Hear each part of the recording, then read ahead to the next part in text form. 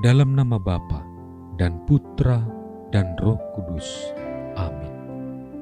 Ya Bapa, Tuhan langit dan bumi, kerajaan-Mu Kau wahyukan kepada orang kecil dan rendah hati. Berilah kami hati yang terbuka bagi kehadiran dan kekayaan-Mu yang terpantul dalam kitab suci, dalam alam semesta, dan dalam hidup kami. Inilah permohonan kami dengan pengantaraan Kristus Tuhan kami. Amin.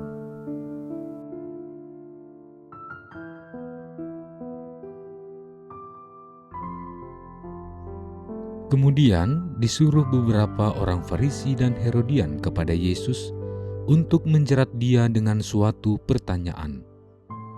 Orang-orang itu datang dan berkata kepadanya, "Guru, kami tahu Engkau adalah seorang yang jujur, dan Engkau tidak takut kepada siapapun juga, sebab Engkau tidak mencari muka, melainkan dengan jujur mengajar jalan Allah dengan segala kejujuran. Apakah diperbolehkan membayar pajak kepada kaisar atau tidak? Haruskah kami bayar atau tidak?" Tetapi Yesus mengetahui kemunafikan mereka, lalu berkata kepada mereka, "Mengapa kamu mencobai aku? Bawalah kemari suatu dinar supaya kulihat." Lalu mereka bawa.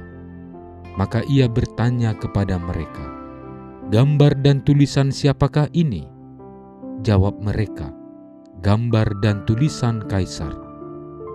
Lalu kata Yesus kepada mereka, "Berikanlah kepada Kaisar apa yang wajib kamu berikan kepada Kaisar, dan kepada Allah apa yang wajib kamu berikan kepada Allah." Mereka sangat heran mendengar Dia. Demikianlah sabda Tuhan. Saudara-saudari terkasih, setiap manusia pasti memiliki pandangan dan sikap masing-masing. Berpandangan dan memiliki sikap positif bukanlah suatu hal yang mudah dilakukan, bukan sesuatu hal yang dengan sederhana dimiliki.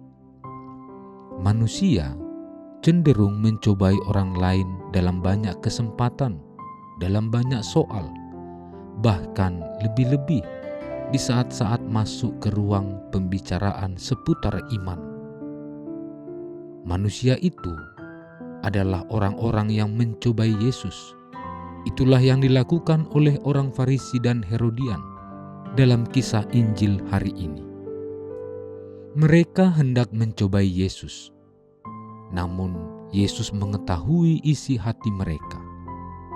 Inilah contoh konkret bahwa mereka jauh dari kebenaran iman yang sejati. Iman tentu saja tidak bisa dijadikan bahan polemik, seakan-akan orang-orang beriman pun dapat terseret pada kesesatan karena menyangka bahwa kehidupan beriman dilepaskan atau dapat jauh dari tanggung jawab sosial. Nyatanya, kehidupan beriman sangat berkaitan erat dengan kehidupan sosial. Itulah sebabnya hidup beriman mesti tetap membuka mata terhadap hukum, terhadap aturan-aturan sosial, dan tanpa kehilangan pegangan yang teguh. Itulah syarat agar kita dapat bertumbuh dalam kasih karunia dan pengenalan akan Tuhan. Seperti dalam surat Petrus, dalam suratnya yang kedua, bab 3 ayat 17 hingga 18. Saudara-saudari terkasih, kita perlu menempatkan persoalan dalam hidup pada tempat dan konteks yang tepat. Jangan sampai kebenaran-kebenaran iman sekadar dipertentangkan dengan tanggung jawab sosial. Sebaliknya, ajaran dan teladan Kristus mesti menginspirasi kita untuk dapat menemukan hal-hal positif yang juga ada dalam kehidupan bermasyarakat dan bernegara, seperti layaknya pertanyaan pencobaan yang dilontarkan oleh kaum Farisi dan Herodian. Pertanyaan itu dipastikan menjerat Yesus. Jika dijawab boleh oleh Yesus, Yesus akan dituduh sebagai pendukung penjajah dan tidak nasionalis. Namun jika dijawab tidak boleh oleh Yesus, ia dapat dituduh anti terhadap penguasa dan dapat dikategorikan sebagai pemberontak. Orang-orang Farisi yakin kali ini Tuhan Yesus tidak dapat menjawab. Mudah-mudahan dengan begitu, alasan mereka untuk menangkap dan menjeratnya pasti sudah di depan mata.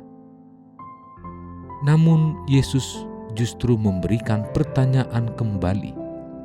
Gambar dan tulisan siapakah ini? Jawab mereka, gambar dan tulisan Kaisar. Lalu kata Yesus kepada mereka, berikanlah kepada Kaisar apa yang wajib kamu berikan kepada Kaisar, dan kepada Allah apa yang wajib kamu berikan kepada Allah. Saudara-saudari terkasih, inilah sikap bijak yang seharusnya diperjuangkan oleh para murid hari ini, yakni oleh kita para pengikut Kristus. Kita diajak menjadi pribadi yang bijak dalam bersikap dan menempatkan diri sesuai dengan porsi dan peran kita masing-masing dalam hidup menggereja dan dalam hidup bermasyarakat. Pertanyaan refleksi singkat untuk kita. Sudahkah aku bijak dalam bersikap dan mampukah menempatkan diri sesuai porsi dan peran masing-masing? Entah itu dalam hidup bergereja, entah itu dalam hidup bermasyarakat.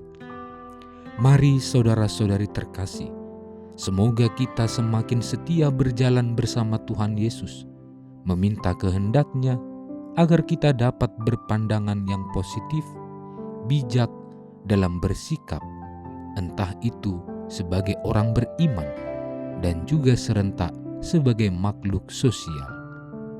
Tuhan memberkati. Allah Bapa yang Maha Kuasa dan Kekal, Engkau menghendaki semua orang mengalami keselamatan dan damai-Mu. Jauhkanlah kami dari segala kesesatan yang menghalangi kami melakukan kehendak-Mu.